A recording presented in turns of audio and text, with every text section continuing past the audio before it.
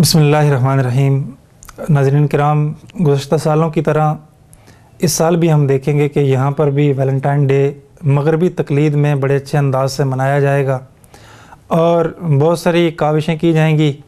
خصوصاً میڈیا جو ہے وہ ٹکر اور پٹیاں چلائے گا، جس میں یہ کہا جائے گا کہ اپنے محبوب کو SMS کیجئے، اس کا نام لائیے۔ ہمارے بہت سارے مسلمان بھائی جو ہیں وہ تاثر رکھتے ہیں اور یہ ایک دلیل سامنے رکھتے ہوئے کہ کوئی حرج نہیں ہے، معاشرے میں ہونے والی چیزوں کو فروغ دینا چاہیے، یہ صحت مند تفریح ہے، وہ بھی اس سے جو ہے وہ بجائے یہ کہ اس کو روکنے کے اس کا شکار ہوں گے اور سد باب کرنے کے بجائے اس کے پھیلاؤ کو پسندیدہ نگاہ سے دیکھیں گے۔ اس مختصر سی گفتگو میں یہ عرض کروں گا کہ یہ کوئی ایسی چیز ہے نہیں ہے تہوار اس قابل کہ اس کی تاریخ اور پس منظر کو سننے کے بعد ایک مسلمان اس حیثیت میں آئے کہ وہ پھر بھی کہے کہ نہیں، میں ضرور ایسا کروں گا، اور یہ محبتوں کا دن ہے۔ مختلف اقوال جو ہے وہ مورخین کے ہاں منقول ہیں اس حوالے سے۔ 4 روایتیں تو خاص طور پہ ہیں۔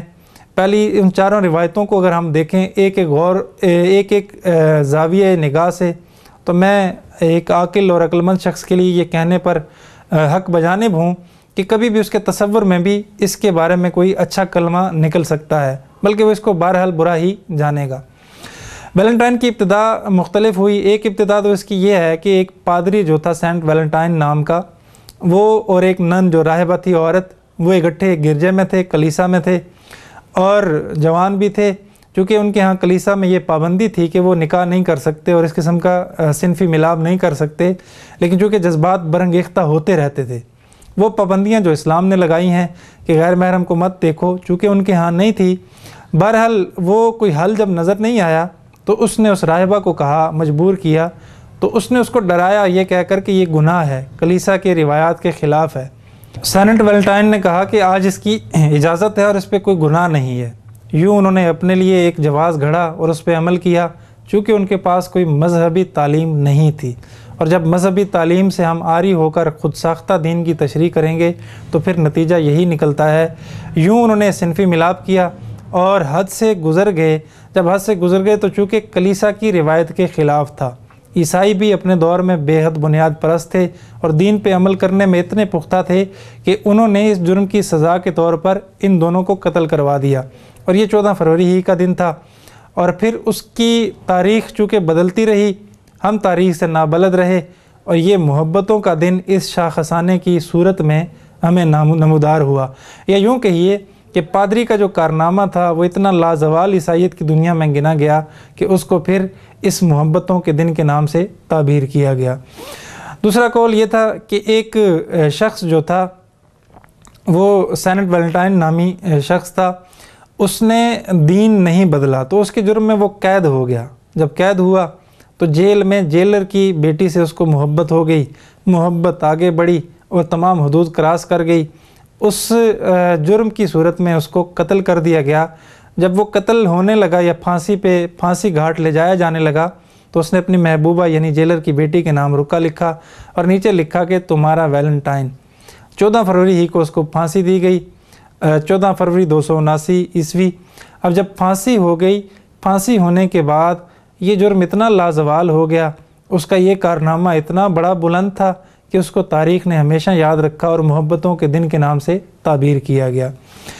تیسرا ایک قول یہ ہے کہ دیوی دیوتا تھے رومیوں کے ہاں، اور ان کے ہاں تصور یہ تھا کہ وہ کسی برتن میں مختلف قراندازی کے طور پہ پرچیاں ڈالتے، جس لڑکی کا نام نکلتا وہ اس کی محبوبہ بنتی، وہ سامنے ہوتی، یا یوں کرتے کہ اپنی قمیض کی آستینوں پہ اپنی محبوباؤں کے نام لکھ کر اکٹھے ہوتے، اور پھر یوں کرتے کہ رفیقہ حیات چنتے۔ وہ بھی 14 فروری ہی کا دن تھا، اور اس دن کو پھر اس انداز سے آگے بطور تہوار جو ہے وہ ترویج ملتی چلی گئی اور رواج پاتا چلا گیا، یہاں تک کہ آج کی دنیا میں سرکاری اور غیر سرکاری طور پہ بعض ملکوں کے اندر یہ دن منایا جاتا ہے۔ بڑے اہتمام سے پھول اور چاکلیٹس اور مختلف قسم کے جو ہیں وہ لوازمات، تحائف کے تبادلے کیے جاتے ہیں۔ تو گزارش یہ ہے، عرض اور مقصود گفتگو کا یہ ہے کہ یہ تینوں جو قول ہیں اس کے تناظر میں ایک جملے میں اگر اس کو تعبیر کروں تو مجھے نظر آئے گا کہ ان تینوں قولوں کے اندر کوئی ایسا بڑا کارنامہ نہیں ہے کہ جو قابل تقلید اور لائق اتباع ہو۔ تینوں قول جو ہیں، تینوں جو روایتیں ہیں، تینوں جو معمولات ہیں وہ بے حیائی اور فحاشی پر مبنی ہیں۔ جیل کے اندر والا عمل، پادری کا عمل، یہ سارے عمل جتنے بھی بے حیائی اور فحاشی پر ہیں۔ اسلام جو ہے وہ تو عفت و عصمت اور حیا کا جو ہے وہ دین ہے۔ نبی علیہ السلام کا فرمان ہے، جب حیا تم نے چھوڑ دیا پھر تم جو چاہے کرو، یعنی بے حیا آدمی کے لیے کوئی پابندی نہیں ہے۔ اسلام نے تو حیا کا جو ہے وہ رواج اسلام نے ہی دیا۔ بے حیائی جب اسلام میں ممنوع ہے تو کیسے ممکن ہے کہ اسلام بے حیائی اور فحاشی کے دروازوں کو پسند کرے؟ یہ بے حیائی اور فحاشی کا پہلا دروازہ ہے، جس میں نوجوان لڑکے نوجوان لڑکیاں ایک دوسرے کو پسند کرنے کا محض ڈرامہ اور اس ڈرامے کو تقویت دے رہے ہیں۔ یہ ڈرامہ میں نے اس لیے لفظ استعمال کیا کہ 2016 کے اندر بینکاک میں، اسی طرح جو ہے انڈیا کے اندر بجرنگ بلی جو وہاں کی شدت پسند تنظیم ہے، جب موقع پر ویلنٹائن ڈے منانے والوں کو پکڑا اور انہوں نے کہا کہ تمہاری شادی کروائیں گے، تو بہت سارے جوڑوں نے انکار کر دیا، جس سے یہ رزلٹ نکلا کہ یہ محض بے حیائی، فحاشی اور ایک بڑے برے گناہ کا اقدام ہے، اس کا رستہ ہے۔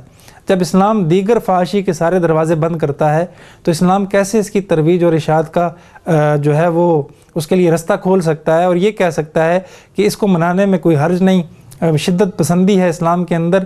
تو محترم اور محترمات، شدت پسندی اسلام میں نہیں ہے۔ اسلام تو عفت و عصمت کا، حیا کا دین ہے۔ میرے آپ کے اندر اور وہ سارے مسلمان جو اس میں اسلام میں کمی ڈھونڈتے ہیں، حقیقت میں ہوتا یہ ہے کہ وہ اپنے فعل کے لیے اسلام سے جواز تلاش کرتے ہیں کہ چونکہ میں نے یہ گناہ والا فعل کرنا ہے تو اس کے لیے اجازت ہونی چاہیے۔ وہ اجازت کیسے ہونی چاہیے؟ وہ اسلام تو چونکہ پابندیاں لگاتا ہے، یہ سارے دروازے بند کرتا ہے، تو اجازت کی صورت وہ ان طریقوں سے نکلتی ہے کہ جی یہ صحت مند تفریح ہے، اس کو منانے میں کوئی حرج نہیں، جی یہ معاشرے کا رواج ہے۔ تو میں عرض کر چکا کہ صحت مند تفریح ہے اور معاشرے کا رواج ہے، یہ دونوں باتیں اپنی جگہ ٹھیک، لیکن یہ دین نہیں ہے، اور دین ہمیں ان چیزوں سے روکتا ہے۔ معاشرے کے رواج روز بروز بدلتے ہیں، ایک دن ایک رواج، دوسرے دن دوسرا رواج فیشن کی طرح بدلنا شروع ہو گئے تو ہم اسلام کو رواجوں میں ہی ڈھونڈتے رہ جائیں گے۔